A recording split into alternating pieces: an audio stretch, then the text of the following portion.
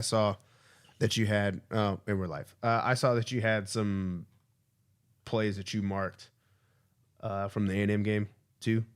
Mm-hmm. That doesn't look like that made it into a playlist.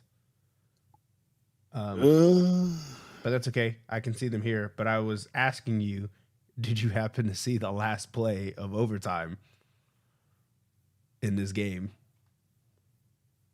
yeah, the tight window throw. That one. The one that he dropped to just lose the game? Oh no, no, no. No, I did not see that. I'm sorry. You talking about from A&M. Yeah. No. Did you add it? Uh, I can. I was just gonna kind of go through. I think we should also just kind of go through maybe some of what they look like in overtime, probably offensively and defensively. I mean, that's you got to start putting in your 2 point plays and defending. So maybe Oh, we can sounds just good. watch it. Happy Sounds happy good to me. happy Thanksgiving, Happy cat. Thanksgiving. Yes, yes. Y'all getting a little bit of the pre-show here because we didn't get in and talk to each other a little bit earlier. So y'all just have to deal with two hosts talking about the show and tell you what you're gonna get because we got so much film, man. Yeah, I think that one film, the A&M game, I think there was like 90 something plays because of the overtime or whatever. I was like, good Yeah, I forgot God. they went in overtime. That's what I just scrolled through and I was like, wait, why are there 92? It's usually about 70. And Yeah. then I was like, oh right. And I didn't watch the game, so I went to the end. And I was like, I wonder how they lost. And then I saw this dude just smoke one in the end zone. Oh no, I didn't see it. Well, I don't know if you added it or you can get to it at some point in time because we got a lot of plays, Mm-hmm. and maybe too many because whatever. And after you start seeing big play after big play after big play, but just remind you of a rivalry game. And so we're going to be talking about this rivalry game today. Y'all bear with us. Just hang in. We got a lot to talk about as far as what a rivalry look like. What does it really look like when you're playing against an in-state rivalry like this? And is this truly the best in-state? I won't even say in-state because there are rivalries that are out of state. I'm kind of curious to see what JT's favorite one is today, and maybe what it was a few years ago. See if it's changed any since his youth, and which rivalry game he liked to watch. But either way, we've already done the look back on the loss to LSU. I mean, Yeah, Oklahoma. sorry, on Oklahoma. So we're gonna get right into this preview of the Iron Bowl. Let's get this party started right now.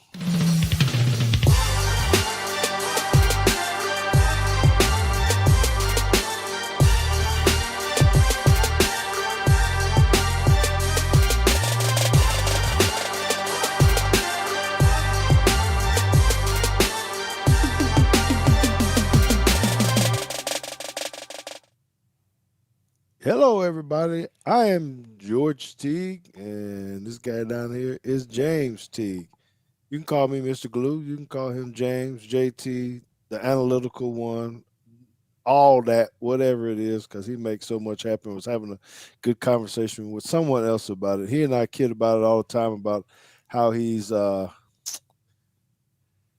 talking. I don't know how he does it. I don't know how he can be an analyst like this and be looking at two or three screens, checking the chat, the comments, who and how to put stuff on, and then I'm texting him and telling him something else is going on wrong on my end, and he fixes it. It just is amazing what he can do with this computer screen, and I think my point is JT that I never take lightly, what you do and how you do it. And someone was asking me about the show and this and that. I said, hey, you know what? If JT's not on the show, I don't even use this platform. I got to go to something else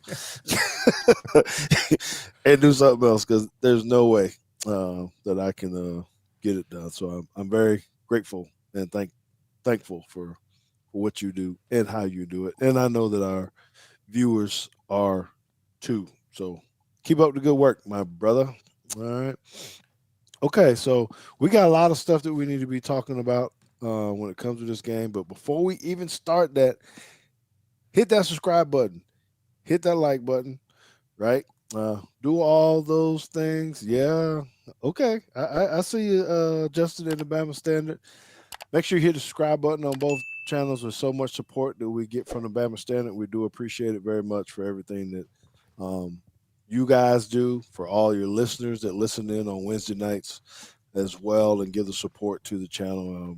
Absolutely love it. The season's starting to wind down, but I don't know. I feel like we're gonna have more games than y'all expect because the chaos is in the making. I believe it's just gonna happen. JT and I were talking about, can we actually get in? What's it gonna look like? Where we're gonna be ranked? And boy, JT, there's some people a little bit nervous because we're sitting at 13, which I happen to like that number for some reason. But you know, uh, do you think us sitting right there, is that giving us too much hope, or how many different scenarios do we actually need to have happen for us to actually get in? Just a Uh, couple. I think you need 2 losses from somebody else, probably.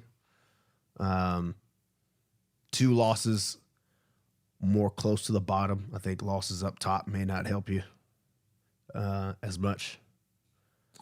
Yeah, do we get bumped regardless You might. if A&M beats Texas? You get Texas jumped. not going to fall that far, right? They're going to jump us. Then you're going to need that loss doesn't necessarily help us, right? Right. Um, No, you probably need like need Boise State to lose. no. Boise State literally doesn't matter because if Boise State loses, another Group of 5 team gets in. Mm, okay. Um, You might need like a Clemson or well, they said uh, Clemson could lose, but then you might get bumped by Arizona State or somebody else from. Wait. well, No, that's Arizona State's wrong. already projected to Arizona's. be in because there'll be a conference winner. You need a non. You need like Well, that would take a spot in the 12, is what I'm saying, because yeah, they're not even ranked in the top 12. right. Ooh, that's kind of backfire, ain't it? You're gonna have these conference champions who are ranked lower, taking up some seeds from time to time. Mm. Okay, but who? What do we need? What are you saying we need? Got You probably need maybe a Clemson loss, an SMU. Um, Cal, Vandy. Does that help if they beat Tennessee?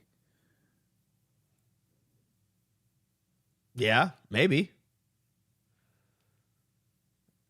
I don't know, man, because it's there's plenty of times where teams have thought they were going to get in and they just end up getting jumped because they didn't play in a conference game. You know, Yeah, so I guess that's the difference when you got 12 now, which I still think they're going to end up taking it to 16. There's still going to be some good teams to get left out with the disparity of the way it is now. the You know, question from Justin: if Tennessee loses, are they out or in? Remember, they won the head-to-head over Alabama. I I don't know.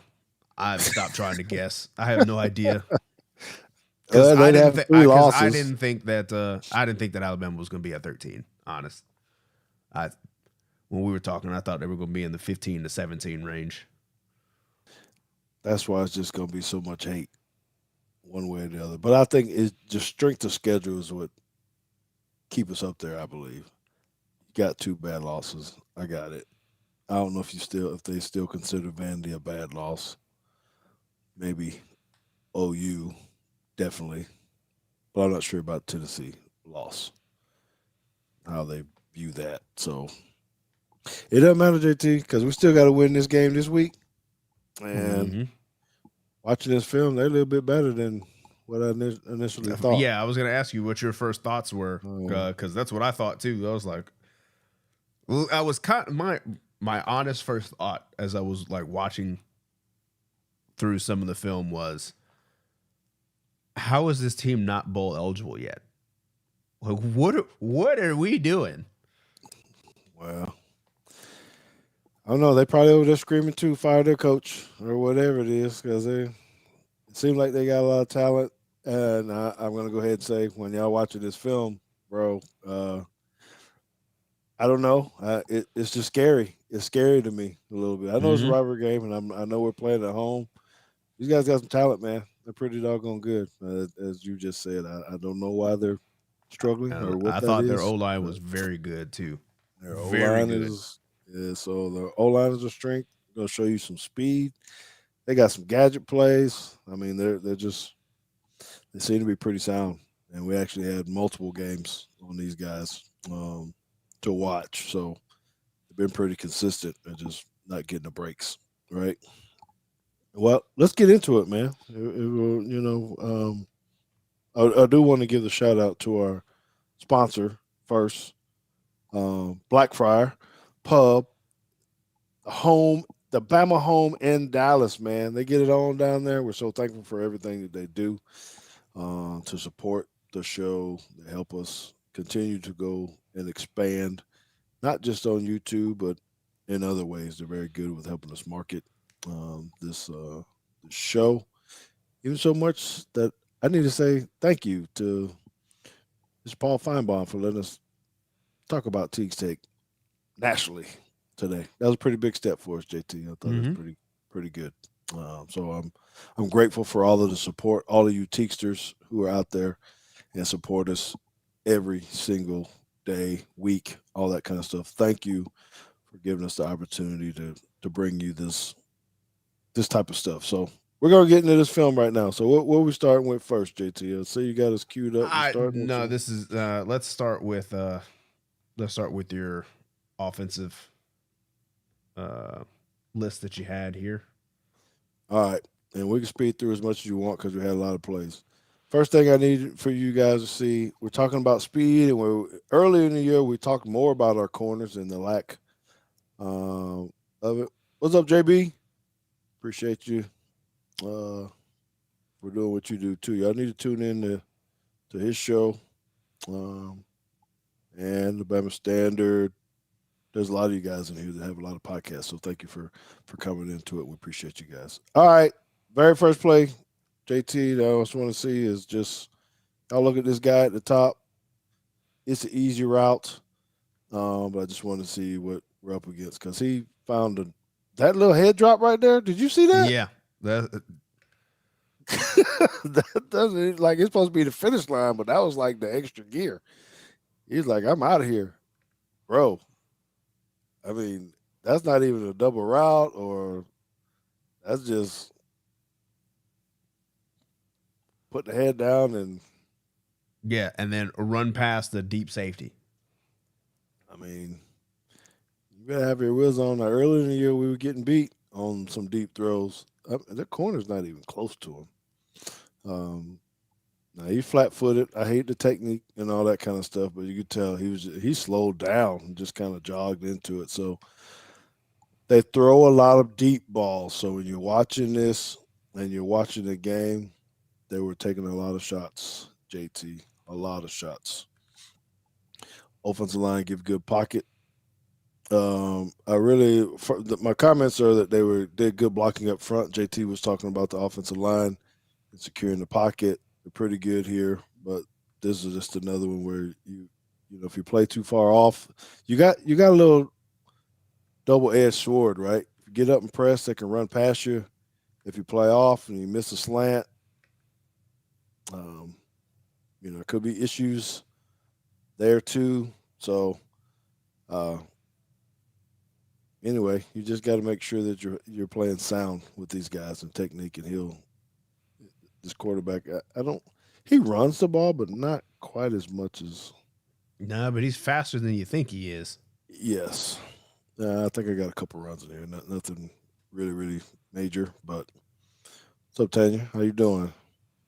Yes, sir. Glad y'all are here. Did you Okay. know that Bob Rutherford is our highest commenter by far? Like Oh, it's not even really? close. Well, Bob, we appreciate it. Maybe is there any way he can get some kind of private chat, some kind of way? Maybe we can send him some kind of thank you gift. I wouldn't mind doing that somehow. Or maybe he could hit me up on Twitter. If you're on Twitter, DM me. uh, at Teague football. I'll make sure we get you a nice little gift. All right. Yep. It is there. Okay. All right. That's all on that. O line is good.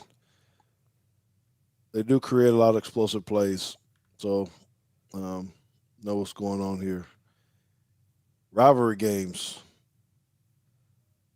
Do you think people do stuff like this because they see stuff in rivalry games, or do you? I know that I just want you to see this play, but so they shift over, then they hand it, then they hand it. Now you got to reverse. And here we go with this track speed again. How many trick plays we get? Oh, all of them. All because there are no, this is a game for Auburn that if you lose, like there's literally no more games. Like it's not even well, we just go to some terrible bowl and we end up in the Pop-Tart Bowl. Like, no, you don't go to a bowl. This is it. So you get every stop. Literally win or go home. Now, how hard does that make it on a team?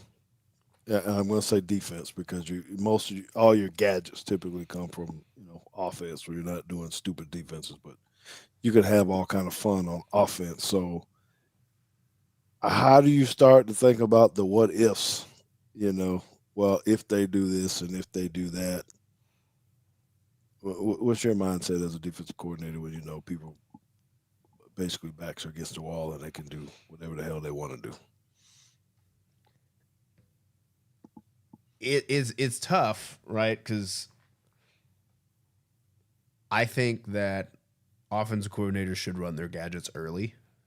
They should not. When you say early, you mean in the season or in the game? In the game. I think you should. Like this is the second quarter. But even then, I'd say, hey, this is early enough. I would say I would even do them earlier because that forces the defense to start thinking about it. Back you up. Slow right? Down. Like, even if it's a bad play. It's like, look, we're going to do it. We're going to put in a double reverse. We're going to throw a flea flicker. We're going to do whatever it is. We're going to shift the stuff over just so that I know you saw it on film, and I know you're expecting it to happen at some critical moment in the game, but we're actually just going to do it on 1st and 10 when we get the ball back and see what you do to it. And if it hits, great. If not, expect it to come again. Know that we're not afraid to do another one. And I don't know, maybe that backfires if you go into a overtime game where you got to pull out all those 2-point plays. I guess we can ask Rusty about that when you have your 11th overtime and your 9 2-point plays deep and you're just drawing up stuff on the sideline now because you literally don't have anything else. You don't have anything left. But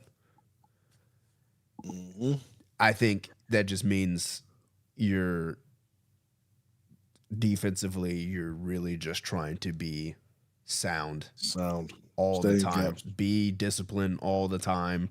Read your keys, do the things, and then live with what it is. Live with what it is. I mean, you can't line up and think, oh, reverse is coming unless they have a tendency, right? Because then that's how you end up getting the fake reverse and they just hit you on some dumb inside zone.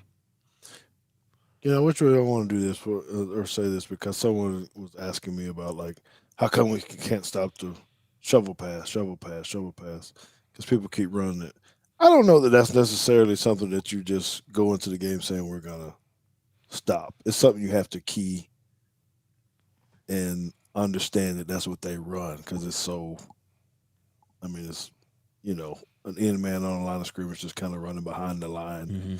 So I think we can get kind of carried away with. Well, they keep hitting us with that. There's certain runs, certain tendencies that you have, but it made me think of the Chiefs, because it seems like they run it all the time to Kelsey, mm-hmm. and can't nobody stop it for whatever reason. You know he's going to run it at some point in time, but it's not what you're really trying to key and stop. All right. Again, we talk about the line here. JT, another thing that I noticed that they like to do is they like to put five out. Um,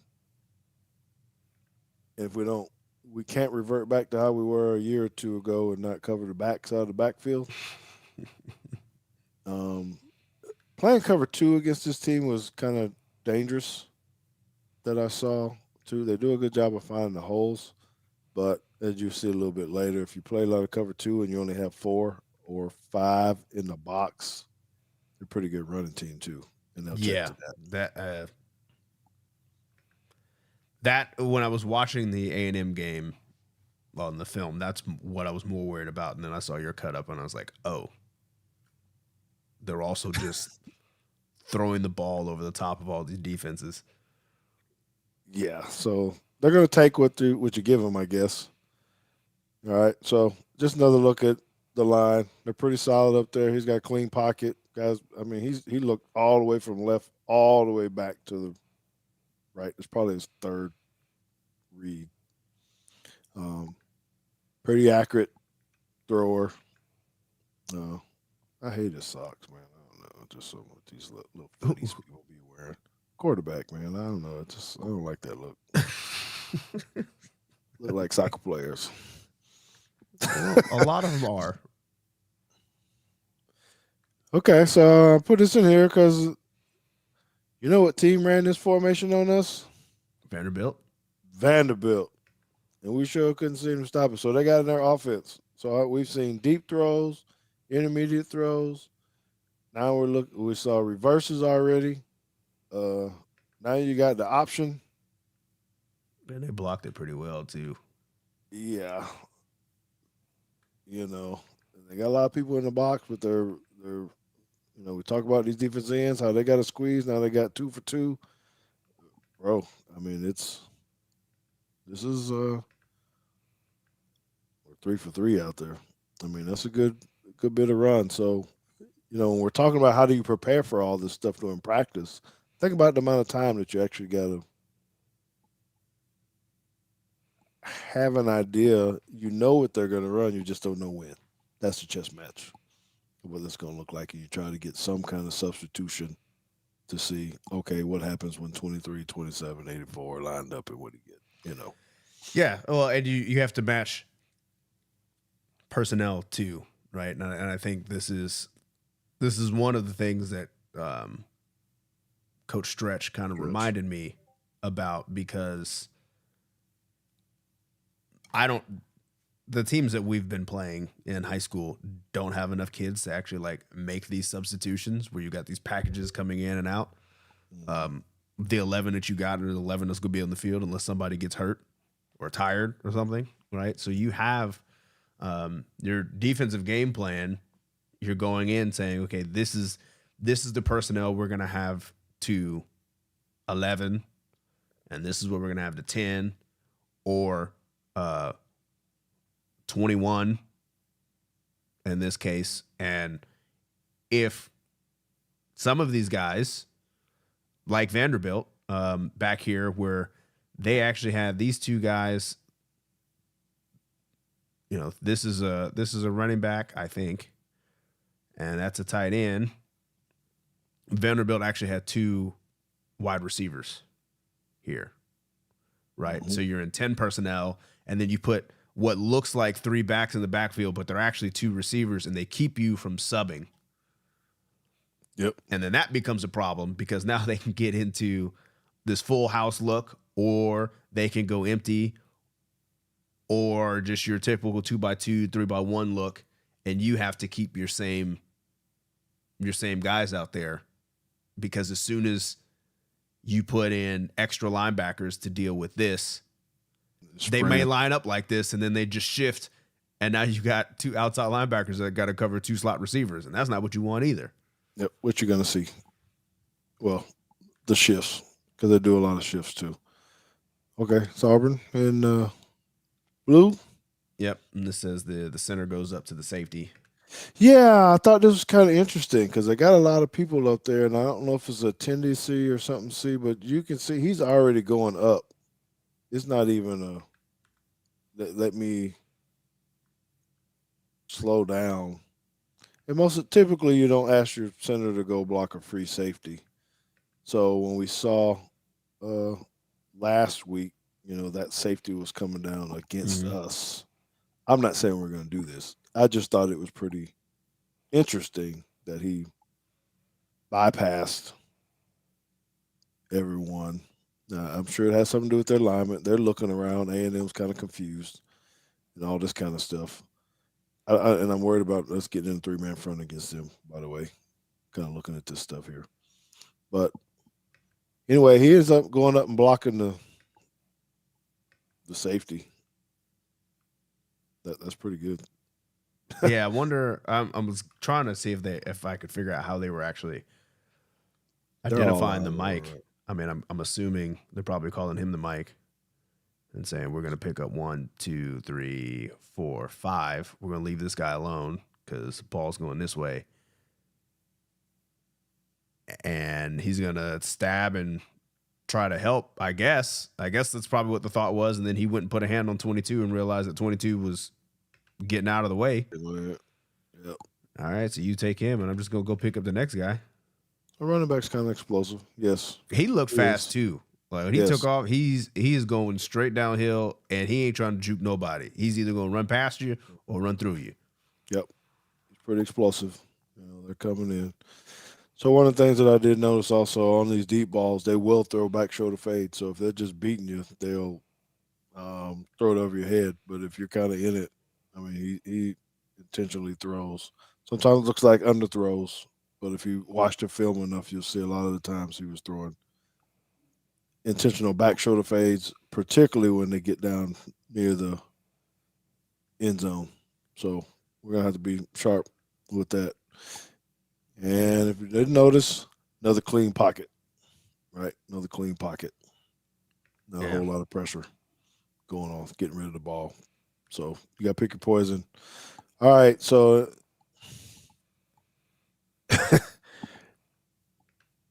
did I already say how fast they were? Yeah. Come on, man. right in the bucket. So just on the few plays we've showed you guys, I need for you guys to think. What do you think we're gonna see? Are they gonna throw a lot of deep balls, or I don't. Not at the beginning. I don't. I think they're gonna try to mash you. I think they're definitely gonna come out and be physical. I think they're gonna try to turn this into a dogfight. The people are already talking a lot of trash. I don't know which freshman that was on Twitter doing all that stuff, saying that Ryan Williams sucked, and he's never gonna lose to Bama and all this kind of stuff. So I hope our guys are dialed in. You know, um, getting ready to play at home, but they better have their thinking caps on um, as well, because these guys can take some shots and run the ball. So I don't know. I'm saying that for us to, make sure we know that whatever happens here, it is a pretty good football team. Do I Yeah. think we can beat them? Um. So in this case, just looking like, and because your first thought is, well, how do you take away a deep ball? Is you get pressure, but I mean, he's getting the ball out in 2.5 seconds, 3 seconds, and I that's a mean, we go 40 back. yard pass. Yeah. And I don't know what this coverage is down here. I guess they're playing cover two down here. The corner does a terrible job of slowing down this wide receiver, but Yeah, well, he didn't even touch him. It not must even. be. It It's must not be cover three, two because I know, and that's said the other guy's wide open. or is it? I'm not sure. Is it I don't invert know. too? It's an invert. I don't know. I know we're not worried about what they're running, but they're hitting them deep. Another pretty good pocket. That's what I'm saying. Okay, so they like a lot of shifts like this. This is one of their favorite. They give you condensed formations and then they move you out.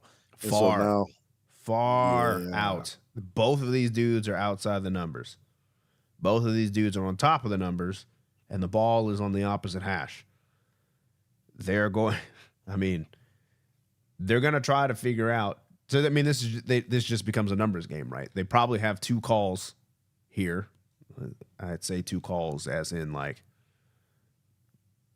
they've got some kind of concept they're going to run. They got some kind of concept they're going to run, and it's going to be probably some kind of RPO in here because you have a light box now. You're going to have five on five, and you're going to try to look and see what's he going to do. Is he going to help these guys? Or are we going to get one-on-ones over here? Are we going to get one-on-ones over here? And you kind of just pick pre-snap. What do you want to do here? yep. So they're thinking light box. It's the same thing we could do, or that we would do. Now it is not successful, but that's the right call by them. You got five in the box. You got six blockers now with the running back. You know, thank God that you know, he's not the same runner that Jalen Milroe is. Okay. I don't know if we call this trick play or not, but it's the same type of stuff. He's It's kind of just play selling like action, he's ain't it? gonna go. Yeah, the corner. So you gotta have eye discipline, right? Man, they're running the ball on you, going inside. I mean, that's good lord. Same dudes on the outside. Just got to be smart, right? So we always got to be keyed in, like JT said. You can see number 8 from the back end. Just again, we talk about the room. So typically, when they're cut short, you think they might be running across the field, but he has so much room to the outside. If you Mm-hmm. jump in there, And how do you fix this as a DB? What I'd be telling him is there is no reason, even if it was a run. Let's say they do hand the ball off right here. There is no reason that you should be in here anyway. That's his job. yep, You should be on this shoulder in case it bounces outside, right? You've got cutback, boot, reverse, all that good stuff out here. yeah, And if you do that and you sit outside on his shoulder, when he cuts back to run his route, he runs into you, and the route is over because you are standing right here and he runs into you. But you got greedy. You wanted to get in here and do somebody else's job. and they had it stopped. And I now mean, the look run at you. anyway. They had it stopped too because their lineman ran a twist in there, and they could have. I Yep. mean, he would have smashed it. Both guys are on the running back, so but Do your so we better job. be ready for it. All right, we talked about the five in the box again, but this is, do you play too high? So a lot of times you play too high so you can double some of those fast guys out there, or at least try to slow them down. But now you got five in here and skate eight out the gate. I don't know. Thank God he made that tackle because this is the one that I saw and I was like, man, you missed this. So That yeah, dude's you fast. like to show 3/2. If JT Parker could explain that a little bit, 3/2. I mean, you got the two Yeah, DBs. you got these three responsible for those two. And ideally you want these three responsible for those two. And then you got to play 5-on-5 in here and win a one-on-one battle. And you want to, I mean, that is the whiteboard simplification. But you really want both of these guys to be able to diagnose, run pass, Yes. and help you because you have to know who your box players are. And when you start moving either your nickel or outside linebacker, I don't know what personnel they have out here. Hell, this could be dime for all I know. I don't know who these guys are for A&M. These two in particular have to know whether they are in the fit or out of the fit. And if you're going to be this wide, outside the opposite hash and outside the numbers, you're out of the fit. You are not a run defender. And for your novice, when he's saying fit, does that mean are you in the running? Right. Are you responsible for the ball being run and making a tackle? Yes or no? And the way I like to do this is give each position group a checklist of what their responsibilities are. It's a 3-step list. These guys and the linebackers, their first concern is run. Their second concern is run. Their third concern is pass. Once you get out of the box like this, your first concern is pass, your second concern is pass, and then you're concerned about the run. These guys are philosophical differences. You'll hear something different from all kinds of coaches. If you ask Pat Narduzzi, he'd probably agree with me that the way we run our defense, we as in at John Paul, and how Pitt runs their defense with their safeties, is their first responsibility is run. Their second responsibility is run. And then they're concerned about the pass. So they want to scooch out, be slow, and read their two keys to help figure out run pass. And if you can get safeties that do that very well, you can get this and have guys triggering. Now they got to take better angles. Right. Yeah, he got moved out of Fisher all the way because he missed him. It's a good tackle, though. He's getting ready to go to the house. And by the way, you can ask the referee to move over some. Most people don't know that. Yeah, and a lot of times you don't even have to ask. You can just tell him, hey, move. Yes. And if he doesn't want to move, when he gets hit in the back, he'll know through to him. Move. Don't run around him. He'll move next time. Yep. Okay. All right. More like speed. I said, 5 in the box. Oh, you're talking about truck sticks. Dude, he didn't get touched till he's... Yeah, his first contact, let's see, he's, we'll say that's the 42. His first contact is at the 27. Was that 15 yards? See, now I don't be petty on this, too, because this running back dropping his head. I mean, I get it. He got to protect himself, too, but I don't know, man. That bothers me so much because you run in there high.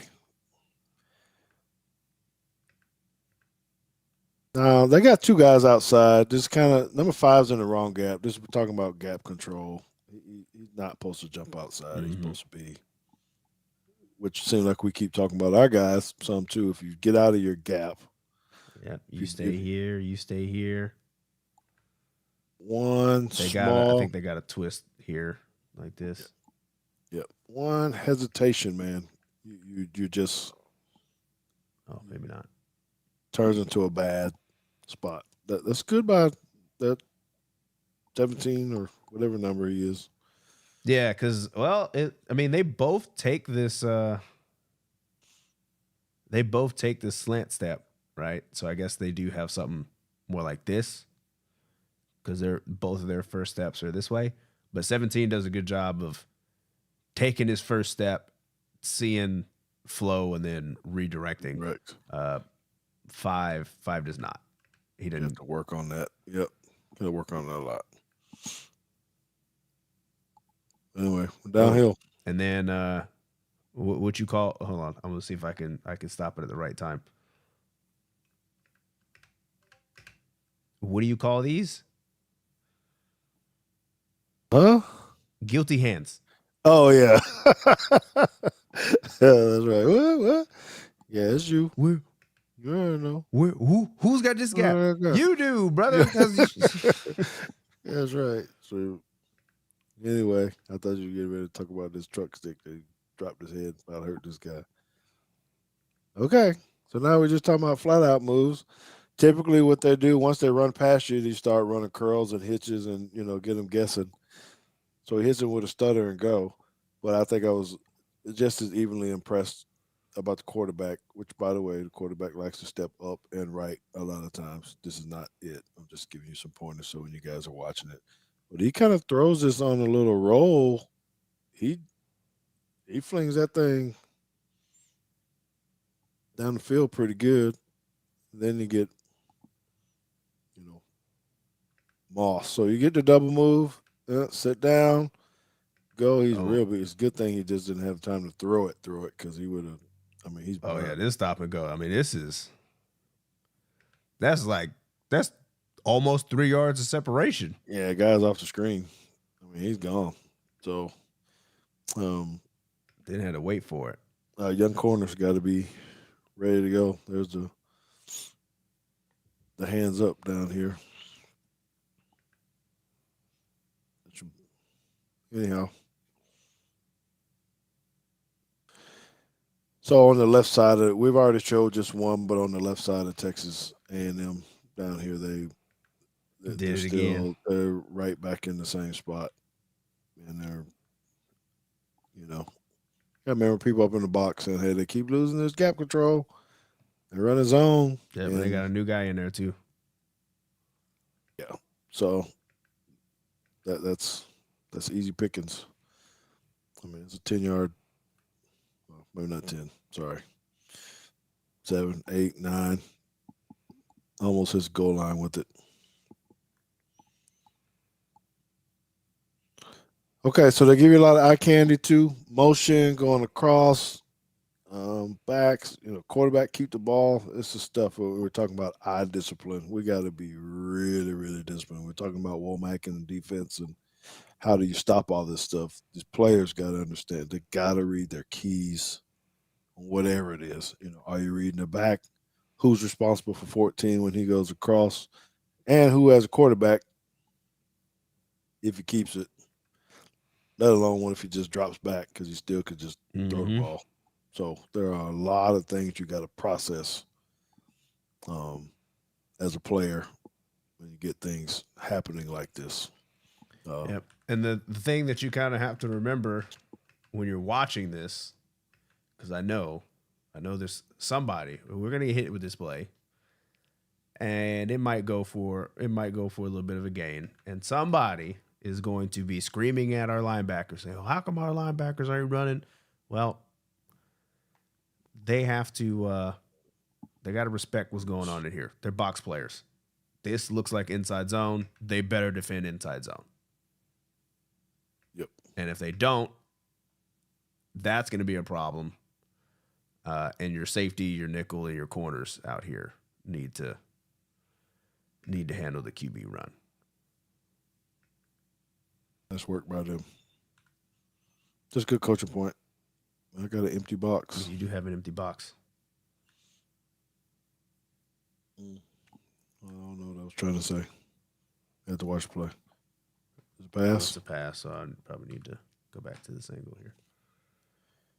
Uh, okay, shifts. So I think this what. So Yeah, probably. This is a 25-second clip. so Auburn's they'll killing me. they will do quick shifts or quick motions. Everybody, meaning it'll look like they're going to be snapping the ball, and then they make you show stop, and then Look to the sideline. change the call. Yes. So you have to move because if you don't, they could easily snap it. So they're very, very good at this part of making you declare what you're going to do. And then he actually goes back right where he was Yep. And this is fourth down. at. You guys cannot see the down marker down here. Sorry, but I can. Mm-hmm. But this is fourth and like 2. Yeah. And here we go. Now they had a lot of people up there. Now we were talking about this before.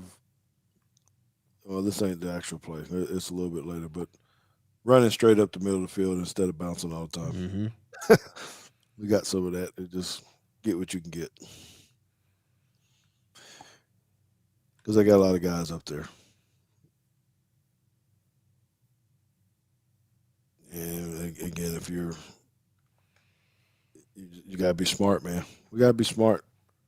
This is going to be a good matchup, good coaching matchup. See, he did the motion again. You see what I'm talking about, where he kind of goes, then he goes back. Now, is this the same play? He goes up and to the right. Yeah, this time he escapes up. No, because he went the other direction last time. The motion guy. And now he goes up to the right. Boom. Yeah. Yeah, he ain't getting down. He said, I'm trying to. You know who Payton Thorne reminds me of? Who's that? Jake Coker. Oh, really? Yeah. Okay. He'll surprise you, but it's plays like these that get your offense going, because when the quarterback starts to be physical, like it just does something for you. Yeah, time to go. Yep. Because he could have easily ran out of bounds. But he goes and gets the first. And gives you a little something. Another good pocket, too. Was this for the win? Just my. Yeah, this is play 84. Let's check Not necessarily for the win, but this is mine. This will end up being the game-winning point right here. Oh boy, I like to see that little screenshot right there, don't you? We'll never show it to you so you can see it, but okay. Tight window throw was my thing I must have left off here. Yeah, there's a lot going on. Quads bunch, empty, no backs in the backfield. He fits this in a window in the back of the end zone. Back.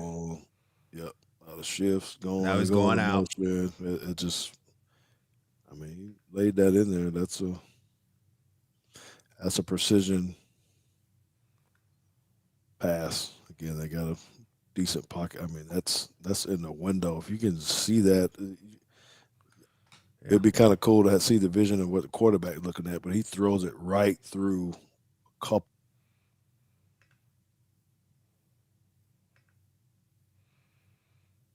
Right, you got to get over this guy.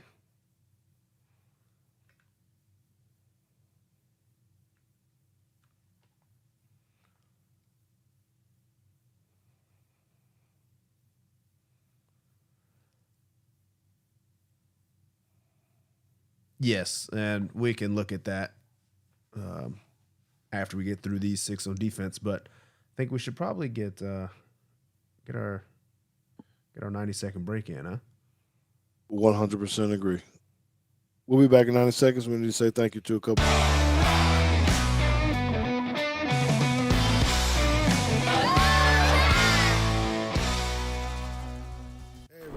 George Teague here, formerly of the Alabama Crimson Tide and the Dallas Cowboys. So let me ask you a question. Are you an athlete or a coach looking to boost your online visibility? Well, you've got to check out On3. Their personalized web pages amplify the total you on and off the field. Whether you want to grow your visibility, build your brand, or simply show the world who you truly are, On3 is here for you. They showcase the complete person, celebrating your passions, perseverance, and the pursuit of excellence beyond sports.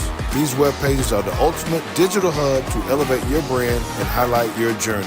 So head on over to www.on3.io/microsites and get started with On3 today. And our last one here, Titan, Texas. Titan, Texas is a North Texas chapter of the University of Alabama National Alumni Association. The mission of the chapter is to promote the university to prospective students in North Texas and raise money for the 10 endowed scholarships. The mission is accomplished through social, educational, and philanthropic, I think I might say that word wrong every week, events. The next event is the annual Christmas party, Friday, December 6th at the Tower Club in downtown Dallas. Purchase your tickets at tidentexas.com and enjoy an open bar, appetizers, music, and breathtaking views of downtown Dallas from the 48th floor of Thanksgiving Tower. So I hope that you guys check that out. And That's downtown near Blackfriar too. So check them out as well. That's right. Might as well shoot on over there to both of them. I think we're gonna try to get down there. Not to the Christmas party necessarily, but I think we talked about maybe trying to do some bowl picks or something down there, right? Yeah. So you guys make sure you stay tuned to that. Before we get back to the film showing their defense, JT, tell me about the bowl games. Which one is your favorite bowl game? Has it changed any? Have you ever really thought about not bowl game? I'm sorry, rivalry. Oh. I'm gonna go with the rivalry. I mean, I'm in the probably that age group that kind of sees LSU more as the bigger rivalry. So I don't know if that's my favorite. I don't know that I have a favorite rivalry, but that's the one. Which one do you think is the most intense? Then let's go with that. If you say, "Hey, man, that's rivalry right there." Well, I live here, so to me, it's Alabama LSU. Okay. Or are we talking about rivalries just in general?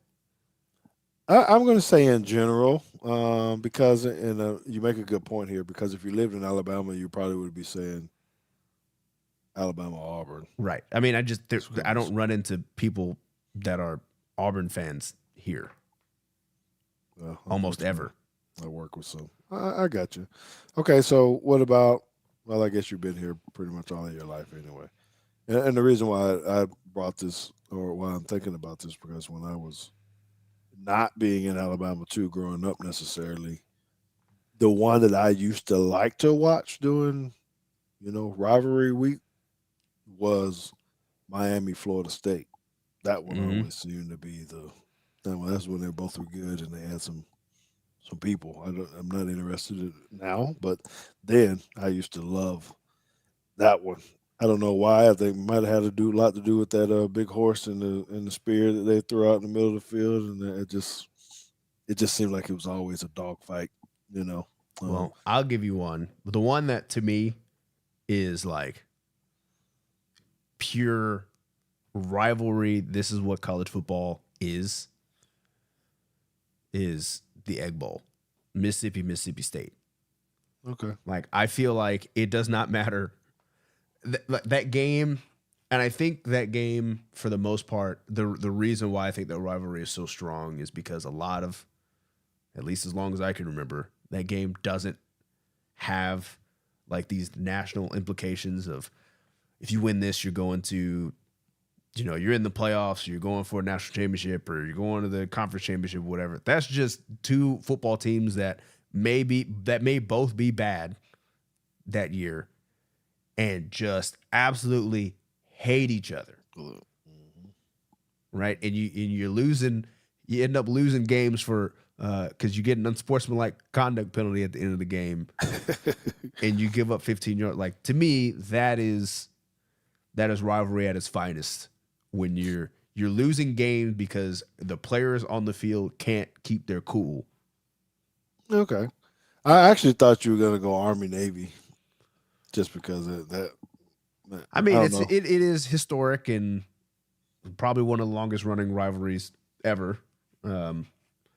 I think the thing that I do like about Army Navy is because I know how both of these schools like recruit and how you can get in, right? Navy doesn't have as much red tape to get into that service academy. Army does. So I feel like, and we have a coach on staff that played at Army. You kind of get the sense that the Army folks are, well, you went to Navy because you couldn't get into Army. Right.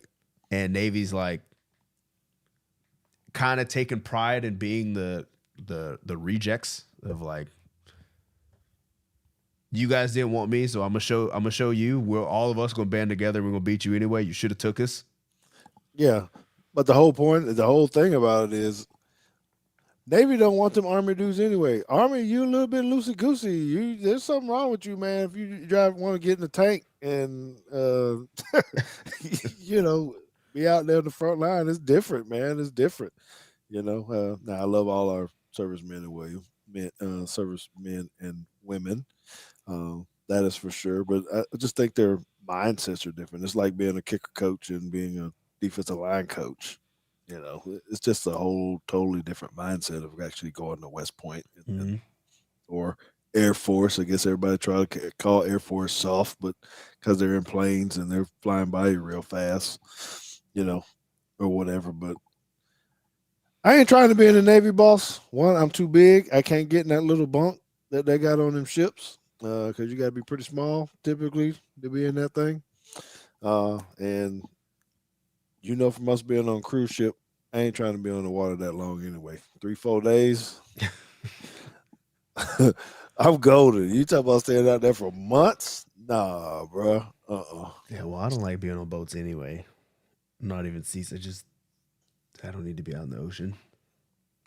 Well, okay. Well, let's get back to it. Let's talk a little bit of defense. Show you what these guys have. So, some of this film that you guys have already seen a little bit, but they can be exploited.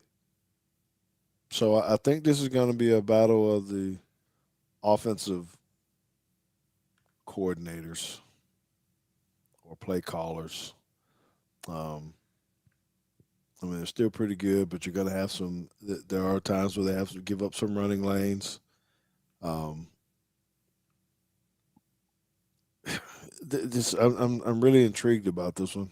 This game again because I mean we're talking about the box and how you got to fit and all this kind of stuff, and we JT and I talked about some of the plays on here too. Again, who's going to run the ball? Is it going to be the running backs or the quarterback? So, in a few clips down the road, you're going to see how A&M use their quarterback to run the ball a lot, which shows that we could do this. All right, bootleg. Again, they get aggressive. They get up the field. Is really, we don't run our boot necessarily like this with Jalen Milroe. He kind of he rarely turns his back. I think I'm right about that, right, JT? I don't. Yeah, not like this. He would No, he's stay probably going in square and front. just go right. Well, I Yeah. don't know how often we're even in pistol. I haven't been paying attention to that. Nah, hardly ever. But that's probably why. Yeah. So, but this will show you that we're going to have those 3-level plays where someone's coming behind the line of scrimmage. You got a drag over in the middle, and then the deep one. Oh yeah, not having Deontay Lawson is it's gonna hurt, bro. I mean, this dude is a beast. Now you want to say next man up. I hate that JT, just next man up thing. I get it. It's very literal, but there's typically a reason why the other guy is the next Right. man. That's why he's the backup. Yeah. So yeah, it's gonna hurt. Particularly if we're gonna be trying to stop this run and having guys be able to make the right keys in the right place. It's just Well, he's also the green dot. So yeah. Now you got someone that has called the defense, making the shifts, and then once they start changing, after the 15 seconds, I guess, left on the clock, it's worrisome. Mr. Bama standard, it's worrisome. All right, let it go. Okay. Uh, so they will walk up, crowd the box a little bit. I don't know if how many we're gonna get in the box. They do like to put a lot of people in the box. I'm assuming they're gonna try to stop. oh man. But Like I know this is his read, but like, hey, somebody's got to take number 2 vertical. Yeah. I mean, it could be. So they got a lot of holes. Yeah, that's where you want to get the ball to. I mean, yeah, if you throw this on time, then you're good. And he does. But the home run shot, and this is where you get the patience of, what does your quarterback see? What are they telling him? Hey, you got to drop this right over that linebacker's head now. Yeah, which Don't side of the wait field too you're going to late. read first. Your reads over here. If he sits outside, throw it right now. All those kind of things. But This could be a high scoring game. Or maybe, I don't know, maybe the defenses pick it up and not let it happen. But it's. I think I'm going on the other side and say that we both struggle a little bit on defense just because of the way we play. This is still similar to what we do here. JT already pointed out about the pistol versus not, but I mean, eye candy. How many times you seen us on the elephants on parade? Elephants on parade, yeah. And it just, I mean, they're trying to fight to get in their gap. He's a little slow, and we're off to the races. When I said he, I'm talking about the defensive tackle. 90. Yeah, that's wild. I mean, they're just not blocking either of these two. Right, he's going out here so that they can sell this. Yep. So he's gonna freeze. But the problem is the other guy eyes got bad. He's not even post the 3 technique. He's looking in the backfield too. He's not keying 74. So look where he's looking. Yeah, because then he stops. Yeah, he ain't got time for all that. Get on his hip, run with it, squeeze the line. If it's gonna come off the edge, there you go. You got somebody to help. See, and these are the things that you're looking at when you're coordinating. You're trying to say, okay, who do we exploit and how do we exploit them? And how are you teaching your guys to, read off of this? This is the other pieces where I guess I get frustrated because people always try to say, hey, it's a coordinator's fault and all this kind of stuff. But this right here, I'm pretty sure he's not being taught to do that. That guy. It's more of what JT said. Hey, he's supposed to be squeezing down on that guy's hip. Pin the hip and surf. He's not supposed to be looking back here. Yeah, because then you get in here and you're like, bro, look how big you are. You ain't chasing this out here anyway. Just yeah, you ain't gonna get it. So I mean, it turns into a big play, right? And it just. I just keep going back and on this. It frustrates me when people, make dumb comments about stuff. Okay. Oh, well, speaking of which, I wanted to I saw a comment about like people or players not know, like, how hard is it to learn the plays? And I think people who make those comments have never seen a playbook. The playbook. You got one open? Well, I got this one. I got this one right here. Yeah, that's just one side of the ball. Right. Yeah. This is just offense. My playbook in college was 357 pages. And at no point did I know everything. Is it a Sean Payton playbook? No, it is not a Sean Payton playbook. I actually have the 2023 Alabama offensive playbook as well. Well, actually, it's not the playbook. It's the fall install. It's fall install number 1. We ain't gonna ask you how you got it, but whatever. The internet's a very vast place. That install was 355 pages. Yes. And that's because you got something for every. You said offensive playbook, right? Yeah. Yeah. So oftentimes, we're going into that, is that there are adjustments that are made during the play, right? Mm-hmm. What you did in college, I believe. If the safety goes this way, you convert your route. If somebody else does something else, you convert your route another way. There's another one. This is a defensive playbook. Just the defense. Yep, just the defense. That's a pretty big one.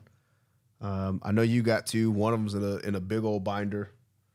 Yeah, the big, large 3-ring, 5-ring binders. Or Mine was in one of those two, and we ran a run and shoot offense. So like every route had an option on it. And you got to draw up your run plays against all the fronts, right? Not just you got to draw it up against a 3-3 and a 3-4 and a 4-3 and a 4-2 and a 4-1 and a 3-1 and a 3-3 inside. I don't think that anybody that hasn't actually had one of these and had to study it really understands how much information is in there that you have to retain and how little time you have to retain it. Because it's not like... And you get new looks every week. Yeah. You get stuff that breaks the rules, right? It's like, yeah, you want to say, yeah, this is what we're going to do this is how we're going to block inside zone versus a 4-2. And then it's like, yeah, that's great. You see a 4-2 on the whiteboard and we can all draw lines. But then what happens when you get a twist or a stunt or a backer blitz or the safety's coming or the defensive tackle's dropping out? Mm-hmm. Like, okay, so you practice those different scenarios for that particular defense that week. And it might all be brand new. And then the next week, none of that matters. I appreciate you saying that because I think that's why we as players often get very frustrated with others who say the guy's stupid, the guy's dumb, he's an idiot. I could see that the linebacker blitz. Well, you don't even know what the call was supposed to be or what you're supposed to be doing, like you're saying, and I think it bothers me more because everything he just said, we talk about this now. Think if you're the quarterback, and these people are trying to hurt you, and you got all kind of looks. Now you got to look at the secondary as well. Yeah, because you have to know what your protection is, right? Yeah, the center is going to walk up and probably identify Mike, but then you've got to look at the shell and coverage and know your down and distance and all that kind of stuff, and maybe you need to change it. Slide the protection, whatever.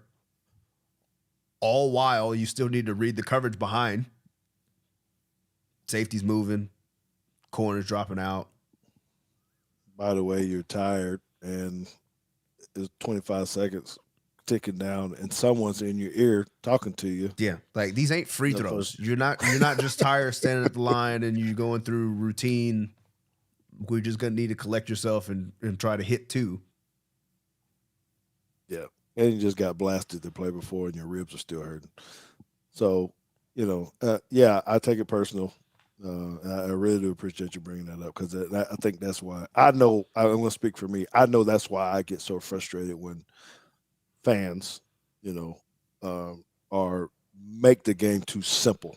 That was my run out on Monday. Don't make it so doggone simple because it's not, as he just said. Show them that doggone book again. Yeah, maybe we need to do that at the beginning of the show every week.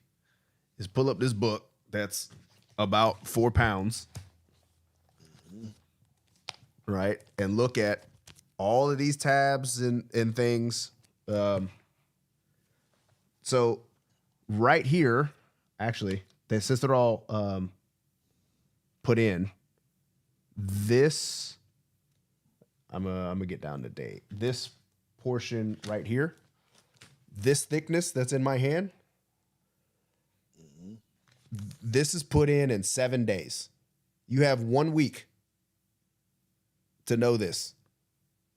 Yeah. Well, and if you don't know it, they cut you. You're gonna get cut. Get out. And you wonder why the other guys on the not playing. It is not that we'll use college for that instance, is that it might not necessarily mean that the guy's not a tremendous player athletically or one of your best,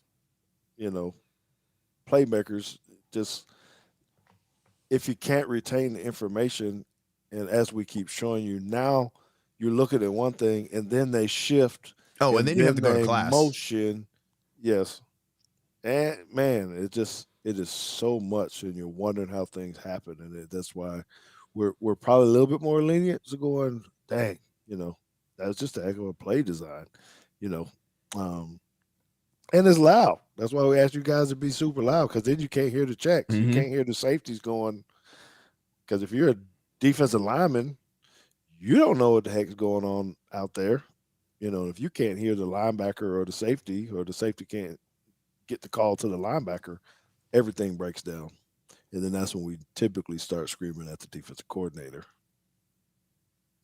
you Yeah, know, I mean, we saw it in the Georgia game, right? How loud it was, it's, and Carson Beck tried to check to a screen, and nobody heard him, and you end up throwing an interception. that's really, Like, Mhm. well, it happens. All right. We're off our soapbox.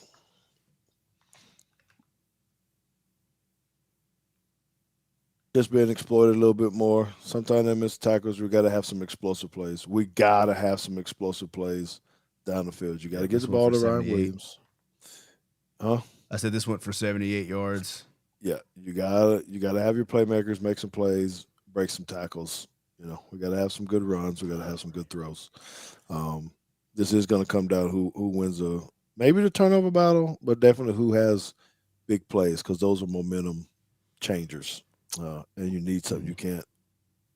We always say, would you say Jonathan Scott 4 plus 4 equals first First down, down. but nothing wrong with getting 20, 25, or Yeah, 78. this is probably my least favorite play that we've reviewed all year from a scout team, just because I wonder if anybody's been doing the math here while they're on the -20, right? That's where the line of scrimmage is. This play went for 78 yards. That means he didn't score. He got caught. Oh, The dude ran him down. he tired, boss. Well, he ran up 10, across 20. Yeah, but you had So he ran 6 100 feet yards, left. 6 feet. and he don't even get the Right, touchdown. and he's not even Running going to back gets score. it. You did all that so you can get vultured by your running back. All right. Okay. Our guys just got to come up and play, right? Yeah, So yeah. We can't drop balls. can't That's miss. Yeah, this is the same thing we saw last week, hitting guys in the helmet and in the face. yeah. You got to you got to catch the football. Gotta be flawless. All right. What's next? What's the same one? No, that was the last one that you had on there, but you had a couple more from the A&M game. Okay. It's just showing vulnerability, right? So they got different fronts too. So now you see they got the 3-man front. A lot of this, look at this play design, JT. It's, You butt got the sweep, I left guard guess. pulling and the right tackle. That's it's unique. One of the things we're going to see about that is JT did a great job on Monday. If you didn't watch the review of the OU game, we're talking about where running backs are supposed to go or quarterbacks when they're following pullers. It is to the inside of the Yeah, second. we got a comment on that one too, saying you learn in Pee Wee that you're just supposed to go wherever the guy can block him. It's like, well, this isn't Pee Wee football anymore. You don't just get to go. Like, there is a design to this, and you have to trust that your guys are going to do the things that has been called, and when they don't, that makes for bad plays. Yep, we need that kind of center play too. That was pretty good by them to move that nose out of there. Okay, Oh, I can't see it on the screen. My here. bad. Let me let's get our cameras out of the way. We'll remove it if we gotta.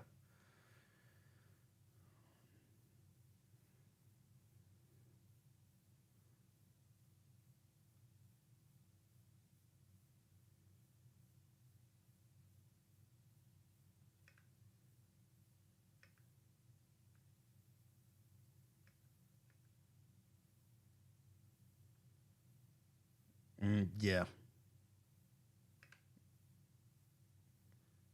That you always still counting the box, trying to figure out is it a draw or whatnot. You know. It gets picked up. It's pretty good. Mm-hmm. Timing of the throw, right? We just got to be accurate. You got to be on point because they're tight coverages there. Look at this. Yeah, look at this, man. This is almost Punt block. everybody up except for the one safety, right? So stop it before they move and you go back. So now your pre-snap reads are because it looks like one's about to blitz, right? Yeah. So now everybody's looking and you have to declare what JT's talking about. Did everybody know what we're talking about when we're saying declare? You got 5 linemen and they have to talk, point, quarterback, center, whoever's responsible, and say which 5 of those guys do they have that they're gonna block? Because there's a lot of guys up there. This is not a great angle. Right. So this going into the point of what JT said. And sometimes you have a motion like they're doing here to try to declare, and you see this guy run out of there. Now 29 moves. Now there's just so much that you gotta, and the quarterback has to see.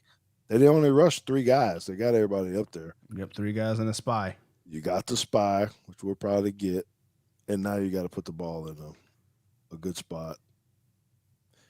And do you panic or not? Is what I'm saying, because your quarterback could panic and say, "Well, let me get the hell out of here," because you're dropping 7. Some might say 8, but they're pretty much covered up. I mean, but he squeezes the ball in there. So anyhow,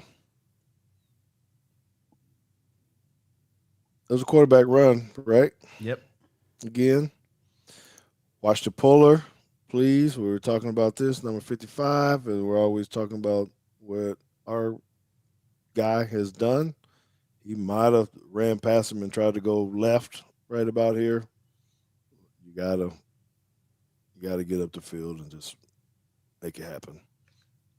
So who runs the ball for us, JT? They're gonna run the running backs, they're gonna do this. This again, another one where you got a plan, but it could change. Or you got to adjust on the fly, not necessarily at halftime, but you got to adjust depending on what you see. Don't make it so simple. All right, you're in overtime here. Yeah, this is kind of just jumping in. They had a penalty here, so it's 1st and 20. They immediately get 10 back. Easy hitch. Soft coverage. 15 back. So you're going to get 2nd and 6. Right, now they're pressed up a little bit. They're looking, they're checking. Got a lot in the box. Still trying to run the ball. Right here. And this is the D line kind of holding up, not letting that line of scrimmage get moved, right? The ball is on the 21, I think. 99 does a pretty good job of causing problems. Mm-hmm. Getting in there, causing a wall. Nowhere to go. Yep. Okay, so now it's 3rd and 6. The lineman got to be good. Ed Adams asks, is the platform you use for film Huddle? No, it is not. It is not. Huddle is terribly expensive. It's what we use at school. It is. GP2, because everybody pretty much uses it across the country. So this isn't. This is Shoot, if you're gonna play something that option, we're this is sponsored to have as well. Yeah, I this don't is know. this is. I mean, this is perfect defensively. Yeah. So again, what do you do? How do you check it? You probably, I don't know. Again, it's third and something, so you Third don't and necessarily 6. want to throw the bubble down here. People might be asking that, but and somebody's probably saying, why the hell would they run this play? Yeah, so You know. I'm not exactly sure what happens here. Oh, I think we're in 2-point plays now. Yeah, you get This one is play. another overtime. Yeah. Let's learn the overtime rules. Ooh, gotta sit. Should throw the other guy. Yep. In the back of the end zone back here with Yes. jumping up and down.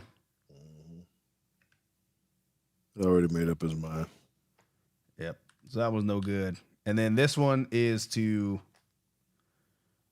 try to keep the game going. And you get the shift, right? Look at that. There's their gadget. Everybody's starting to do this crap. Come on. You open. Drop. Just drop the football. Yeah. Just a shame. Talking about having your moment. Now what do you do as a coach? Taunting. Hey, Post play. speaking of which, let me get on my other soapbox, because I have solved how to stop the storming of the field. Not all of them, but most of them. I gotta hear this. New rule: if I'm the czar of college football. New rule: you storm the field early, you lose. Game over. You lose. I don't care what the score is. You lose. The game is canceled because we couldn't finish because there's too many people on the field. Boy, what game was that this past time when they had 1 second left? And Arizona State. Arizona State did it. And there were 2 other schools. One of them stormed the field 16 seconds early. Yeah. Is the game getting so? Well, is it so? Have teams been so bad that you just have? It seemed like someone's rushing the field every week. single week, like they're not used to winning at all.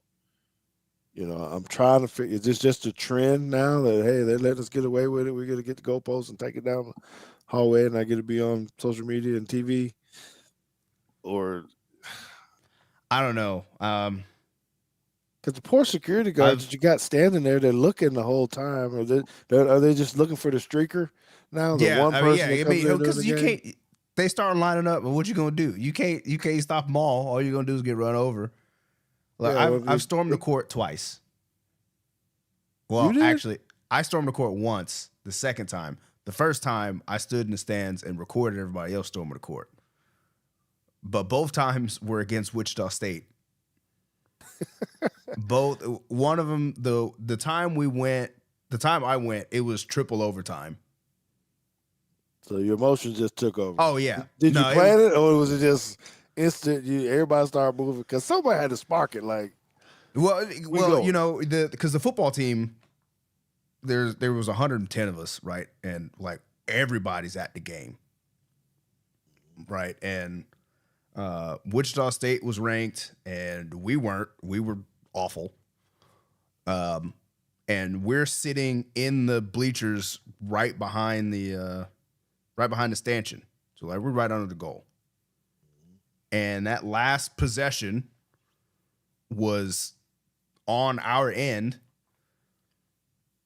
And I don't even remember how the game ended. I just know that everybody was like, it wasn't a thing where everybody was like lining up like, oh, we're about to win. Ready. It was a buzzer beater, either went in or we blocked the shot or whatever it was, and the game was over. I actually lost my phone because I ran out and it fell out of my pocket and everybody was on the court. Somebody had to go find it for me. But that was a spur of the moment. All the students are on the court. Well, that just goes to show you too, and what you just said, of how spoiled you are, because you said someone had to go find it for you. What the hell? Go get your own damn phone. I You don't was want to rush your looking. car I was and all this looking. kind of stuff. But yeah, I guess the emotions can get you, and you just want to go, but it just seems like it's too much. They're gonna have to start finding these universities a little. Well, bit. they are finding. They are finding. Yeah, It's just not. Yeah, it's not ain't enough. enough. What? I don't even know if that's the real number, but Yeah, no, $100,000. yeah, and it goes. It's supposed to go to the team. It's supposed to go to the opposing team. But $100,000 ain't. Oh, if I was a player, I'd sue for anxiety. Now you got postpartum distress or something. Every time you're in the game, you're worried about someone coming on the field, come getting in your space. Yeah, I don't know. Someone gonna get hit with a lawsuit sooner or later, a big one, because they're gonna get trampled and they're gonna lay down. They're gonna get, I guess, it's not called workman's comp because they're not